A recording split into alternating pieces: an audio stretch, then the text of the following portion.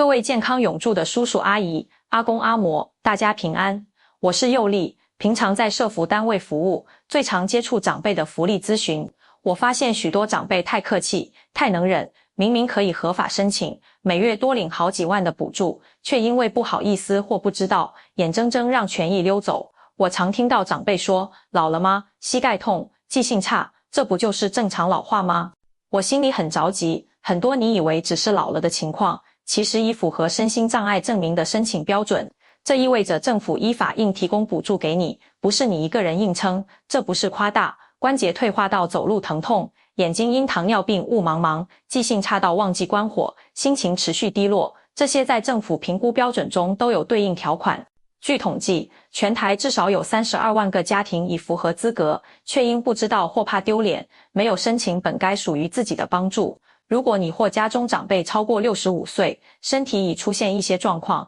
请务必留心，这能为你家带来每月几千甚至上万元的稳定收入，1年下来就差好几万，10年相差可达数十万、百万。这笔钱能付医药费、买营养品、贴补家用，让晚年过得更轻松。请记住，你的权益不要错过。我知道，一听到身心障碍这4个字，很多长辈的眉头就皱起来了，心里马上有个声音，我又不是残废，也没坐轮椅，手脚都还能动，这跟我哪有什么关系？那是给真正严重的人申请的，我不要去占这种便宜，不需要人家同情。如果你的脑海里此刻正闪过这样的念头，那我必须很坦白地说，阿公阿嬷，这个观念真的要改一改了，因为它会让你损失掉很多应有的保障。我们以前常听到的残障手册，这个名字本身就有问题，很容易让人感觉是在贴标签、分等级。但是现在的身心障碍证明，它的意义已经完全不一样了。现在政府看的不是你残不残、惨不惨，而是你的身体功能有没有因为生病或者老化而影响到你每天的日常生活。这套新制度的核心是功能性评估，就像体检一样，是在检查你身体哪个部分需要支持，而不是在对你这个人做道德评判，更不是在可怜谁。我常用一个比喻跟长辈解释，大家就很容易懂了。这就像我们家的汽车，每年都要去验车，对吧？车子开去验，监理站不是要贴你一张烂车的标签，而是帮你检查看看轮胎磨损了没，刹车灵不灵，灯光亮不亮，检查出来哪里需要保养，就赶快去保养，这样车子才能继续安全的上路。我们的身体就像这部车，开了60-70年，有些零件耗损，有些功能衰退，是很自然的事。身心障碍证明就像那张验车报告，它不是说你这个人没用了，而是协助政府了解这位长辈现在哪个地方比较不方便，我们需要提供什么样的帮助，才能让他生活得更安全、更舒服、更有尊严。这样想，是不是就完全没有心理负担了？所以，去申请这张证明一点都不可耻，更不是在占社会便宜，恰恰相反，这是你辛辛苦苦工作一辈子，缴税一辈子，为家庭付出大半生之后，依法应该得到的支持系统。当你的身体功能需要帮助的时候，这个你曾经贡献过的社会制度，本来就该回过头来，好好的接住你，这才是公平正义。根据卫福部最新的统计数字，目前全台湾大约有118万人持有身心障碍证明，但是专家们评估，实际上符合资格的人数很可能超过150万人，中间这将近32万人的落差，就是那些明明可以领补助，却还在外面默默硬撑，不好意思开口的家庭。这个数字不只是惊人，我每次想到都真的觉得很心疼。所以在这里，佑丽想先请大家把心里那句我应该不够格了暂时放下来。你接下来会发现，很多你以为大家都这样，老了就是这样的状况，其实早就站在福利制度的大门口了，只差你愿意抬起脚，跨出那一步去问问看而已。接下来我要说的是整个申请制度里面最关键也最容易让人恍然大悟的部分，因为很多长辈就是听到这里才一拍大腿发现，原来我老伴那个情况早就符合了，我们白白辛苦了这么久。现在台湾的身心障碍证明评估项目一共分成8大类别，我会用最白、最生活化的方式，一类一类说给大家听，大家可以一边听，一边在心里悄悄帮自己，或者帮老伴、帮家里的老父母对照看看。第1大类叫做神经系统功能障碍，这一类在长辈身上其实超级常见，只是很多家庭不太愿意去面对，或者根本不知道这算是一种需要支持的障碍。最典型的就是失智症，很多人一听到失智，脑袋里就浮现出很严重的画面，觉得一定要到什么人都认不得，生活完全不能自理才算。其实不是这样的，只要开始出现记忆力明显退化，比如同样的问题今天问过3-5遍，对时间、地点搞不清楚，明明在自家附近却迷路，判断力变差，容易被诈骗，或是个性改变很大。这些都是失智症早期就可能出现的状况，而且通通都在评估范围里面。我分享一个真实案例，我们社区有一位70多岁的许伯伯，以前是公务员，做事一丝不苟，但这21年来，家人慢慢觉得不对劲，他常常中午明明吃过饭了，下午却吵着说家人不给他饭吃，瓦斯炉开了忘记关，烧坏了好几个锅子。最严重的一次，他去走了40年的公园散步，竟然找不到路回家，最后是李长伯带着他慢慢找回来的。家人本来一直觉得就是老翻颠了，老顽固，后来经过提醒去检查，才知道是轻度失智症。像许伯伯这种情况，就非常符合申请资格。除了失智症，中风之后留下的后遗症，不管是半边手脚无力、讲话不清楚，还是思考变慢，也都属于这一类。还有一种常被忽略的，就是严重的忧郁或焦虑。有些长辈长期情绪低落，不想出门，不想见人，整天躺在床上，连洗澡吃饭都要3催4请，家人觉得是心情不好，或是家里的事不敢对外人说。阿公阿嬷，精神方面的疾病就跟高血压、糖尿病一样，都是身体出问题了，需要正视，需要治疗，也需要社会的支持，这一点都不丢脸。第二大类是感官功能障碍，简单讲就是眼睛和耳朵的问题。这一类可以说跟每个长辈的日常生活都息息相关。很多长辈看报纸、看手机，手要伸得老远才看得见，戴上老花眼镜还是觉得雾雾的，就以为哎呀，老了，眼睛糊掉正常啦。但其实像糖尿病引起的视网膜病变、青光眼、白内障后期，这些都会造成严重的视力损伤，不只是老花而已。我认识一位70岁的阿姨，糖尿病史很长，血糖控制得忽高忽低。这几年她常抱怨眼前好像有苍蝇在飞，看东西像隔着一层毛玻璃。最危险的是，她好几次差点把降血压药当成维生素吃，因为药袋上的字她根本看不清楚。后来女儿硬带她去眼科做详细检查，才发现即使经过矫正，她视力最好的那只眼睛也达不到 0.1。这种情况在制度上就是很明确的视觉功能障碍。耳朵也是一样的道理，有些长辈跟人聊天总是答非所问，电视音量开到全家最大声，或者在嘈杂的环境里完全听不见别人说话，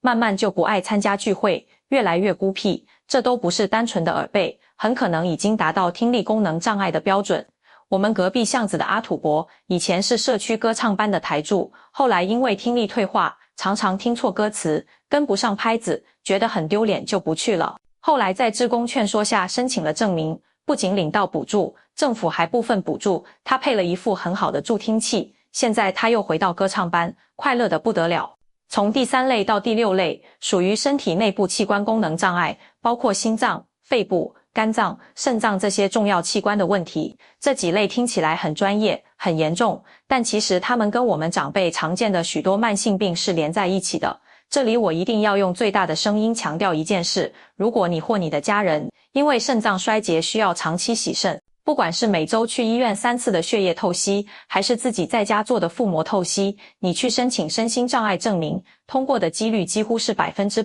但说出来你可能不相信，根据我们内部的估算，全台湾竟然还有将近30%的洗肾患者完全不知道自己有这项权益，每个月都在白白承担沉重的经济压力。我同事的爸爸今年68岁，以前是货车司机，身体很勇健。3年前开始洗肾，每周2、4、6都要往返医院，光是计程车钱就是一笔开销。洗肾之后体力变差，需要吃昂贵的营养品，整个家庭的经济一下子绷得很紧。后来他知道了这个福利，鼓起勇气去申请，结果不止交通费有补贴，每个月还多了一笔固定的生活补助金，大大缓解了家里的压力。除了肾脏，严重的心脏病也包含在内，比如心脏装过支架、装过心率调节器，或者曾经心肌梗塞过，现在只要走一小段路，爬几阶楼梯就喘不过气，心悸胸闷，活动能力大不如前，这些都很可能符合标准。呼吸器官方面，像肺阻塞 （COPD） 这种病，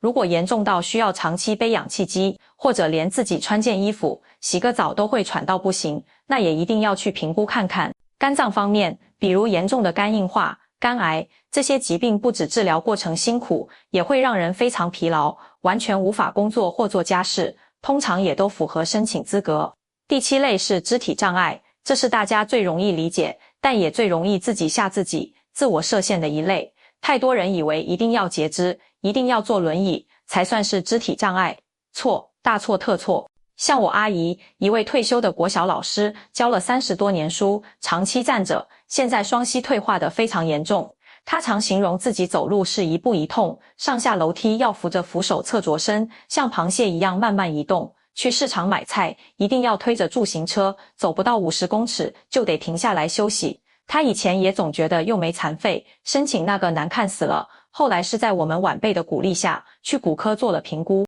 结果不止申请通过，每个月有补助，政府还补助他换了一台更轻、更稳的助行车，甚至派专员到他家，把浴室门槛打平，在马桶和淋浴间加装了牢固的扶手。他现在在家里活动安全多了，笑容也变多了。所以，因为关节严重退化，需要靠拐杖或助行器才能走路。中风后一边手脚无力，虽然还能动，但灵活度很差，或者是严重的腰椎、颈椎问题，让你弯腰捡东西、转头看后方都很困难。这些通通都属于肢体功能障碍的评估范围。第8类是其他障碍类别，包含一些比较特殊的疾病，或者是同时有好几种问题的多重障碍情况。听到这里，大家心里是不是有点谱了？是不是发现这张身心障碍证明好像没有想象中那么遥远，那么严格？它其实就在我们身边，跟很多长辈的日常困扰紧紧连在一起。我猜现在很多阿公阿嬷心里一定开始盘算了，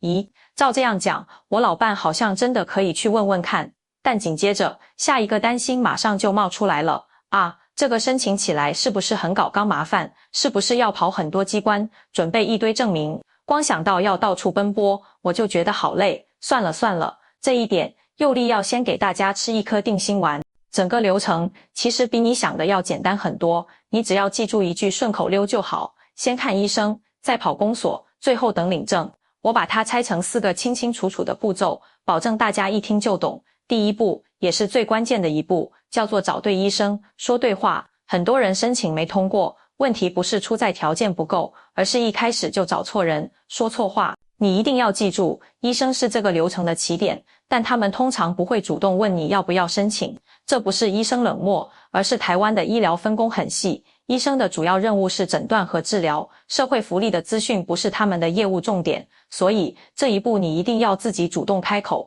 而且说法要清楚直接。轮到你看诊的时候，不要拐弯抹角说家里很困难，或者听说有补助可以领。你应该看着医生，很明确地说，医生，不好意思，我想请您帮我评估一下，以我现在这个情况，比如膝盖退化到走不远，记忆力退化的状况，是不是符合申请身心障碍证明的条件？这句话就像通关密语，因为医生最习惯的就是这种直接、专业的沟通方式。同时，找对科别也很重要，才不会白排队。记忆力问题，怀疑失智，要挂神经内科或精神科；关节疼痛，行动不便，挂骨科或复健科；眼睛不好挂眼科，耳朵不好挂耳鼻喉科；心脏问题挂心脏内科，洗肾问题挂肾脏科。如果实在搞不清楚，就先挂家医科，让家庭医师帮你做初步判断和转介。提出申请后，除非是像截肢这种非常明显的状况，否则医生通常需要大约3到6个月的观察期，确认你的状况是持续稳定的，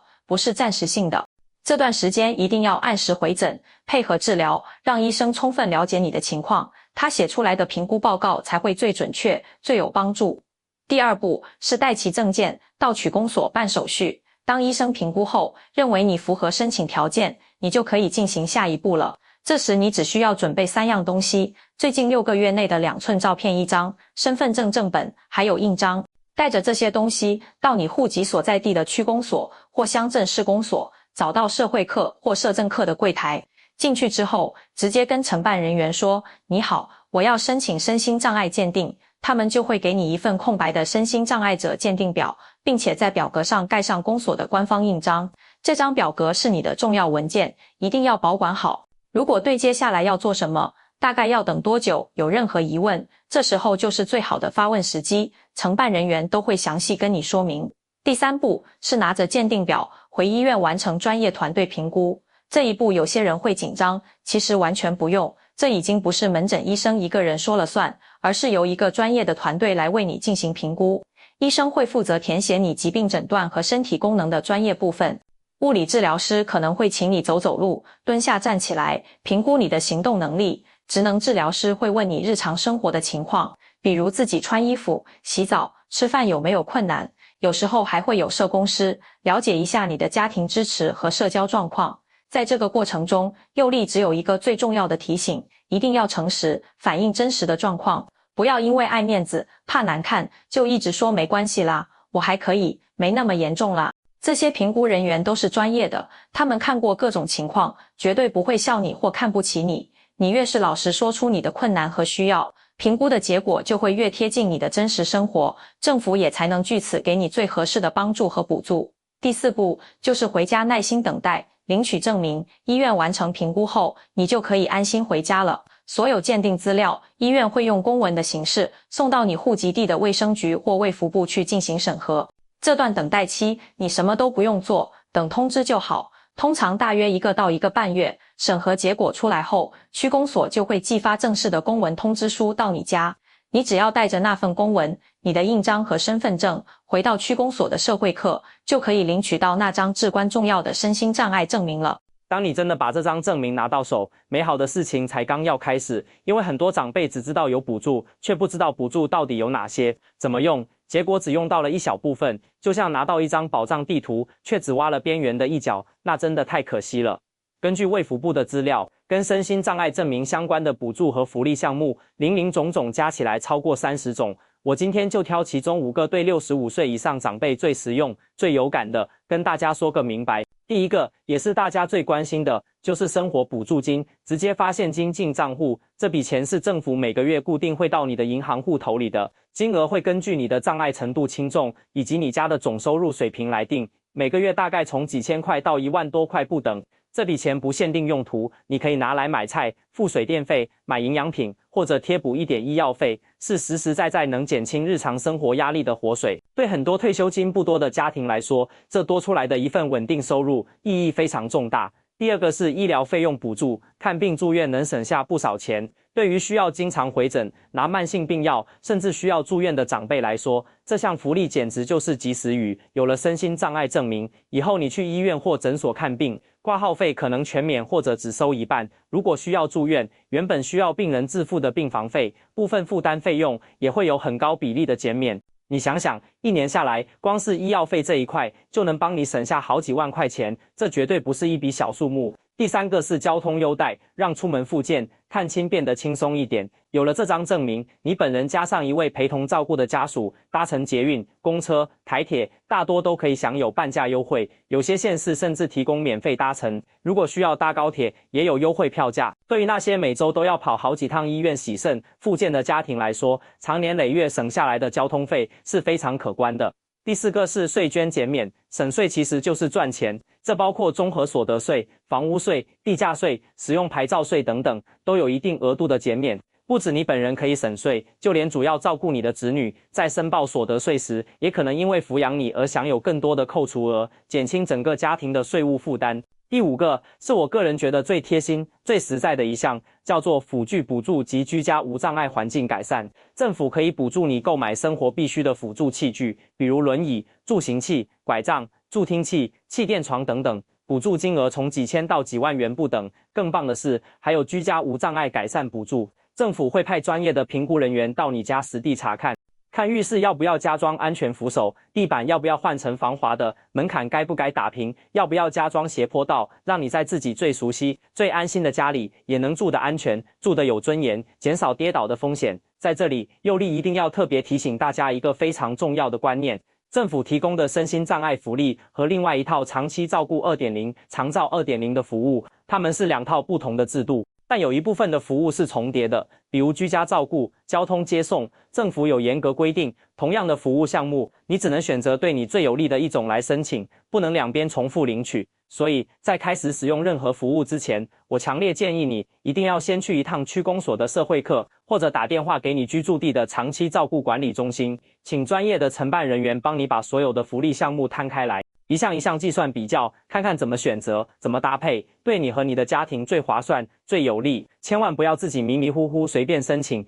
结果反而领的比较少，那就真的亏大了。好了，说了这么多，让我帮大家把今天的重点整理一下，并且提醒3件关系到你的福利会不会突然中断的大事，请大家一定要记在心上。第一，观念一定要更新，身心障碍证明是一张身体功能评估报告，不是一张失败者标签。它的目的是伸出手支持你，不是否定你一生的价值。第二，申请门槛真的没你想的那么高，常见的慢性病和老化带来的不便，像关节退化、早期失智、需要洗肾、严重视力、听力衰退，其实都可能符合资格。第三，申请一定要主动开口，流程并不复杂，最关键的就是第一步，清楚、直接的告诉医生你的需求。第四，福利内容非常全面，从直接的现金补助、看病省钱、出门省车钱，到帮你把家里改造得更安全，是真的能全方位提升晚年生活品质的好东西。最后，这3件重要的事情，拜托各位叔叔阿姨一定要特别注意。第一个提醒，千万注意你证明上的有效期限。拿到证明后，第一件事就是把上面写的有效截止日期用红笔圈起来，抄在日历上，或者设在手机提醒里。很多证明不是永久有效的，可能只有3年或5年，你一定要在到期日前3个月就开始准备重新鉴定的手续。如果证明过期了，所有的补助和福利会立刻停止，这种经济来源的突然中断，对家庭的冲击会非常大。第二个提醒，就算你的证明写着永久有效，也还是要记得定期换证。永久有效的意思，只是说你不用再重新做一次完整的医院鉴定。但是政府规定，每5年仍然要换发一次新的证明卡片，手续比较简单，但如果你忘记了，没有去换发新证，福利同样会受到影响，这一点很容易被忽略，请大家一定要记住。第3个提醒，随时觉得不清楚，就大胆去问专业人士。政府的福利政策细节很多，而且每年都可能有些微调整，我们不可能每个人都记得清清楚楚，所以只要有疑问，最正确、最快的方法就是直接打电话，或者亲自跑一趟你户籍地的区公所社会课，也可以拨打卫福部的免费咨询专线。那些坐在柜台后面的承办人员，就是最了解的一手规定的人，他们的工作就是为你服务，帮你解决问题，所以不要怕，尽管去问。各位健康永驻的好朋友们，今天我们一起聊了这么多，相信你对身心障碍证明这张小小的卡片已经有了完全不一样的认识。它不只是一张纸、一个证件，它代表的是政府和社会在我们人生步入黄金晚年的时候，愿意准备好一整套支持系统，温柔而坚定地对你说，你年轻时为这个社会努力付出，现在换我们来支持你。身体功能的退化是生命自然的历程，一点也不可耻，你从来都不是一个人在面对这些困难，在你的身后有一整个设计好的制度正在等着被你使用。如果你觉得佑丽今天分享的内容对你自己、对你的老伴或者对你身边的亲朋好友有帮助，请你帮我一个忙，动动手指，把这些资讯分享出去，分享到你的 LINE 家族群组，分享到社区的 Facebook 社团，告诉你一起泡茶下棋的老朋友。你的这个小小动作很可能就能点醒一个家庭，帮助他们找回那些原本就属于他们的权益和保障，让他们的晚年过得更轻松、更有尊严。请记住，智慧的使用社会资源不是依赖，更不是软弱，而是一种让自己过得更好、更安心的生活智慧。让我们彼此提醒，一起有尊严、有品质、有保障的走过人生这段最值得享受的黄金阶段。以上就是我佑丽在健康永驻频道今天的真心分享，感谢大家的聆听，我们下次再见。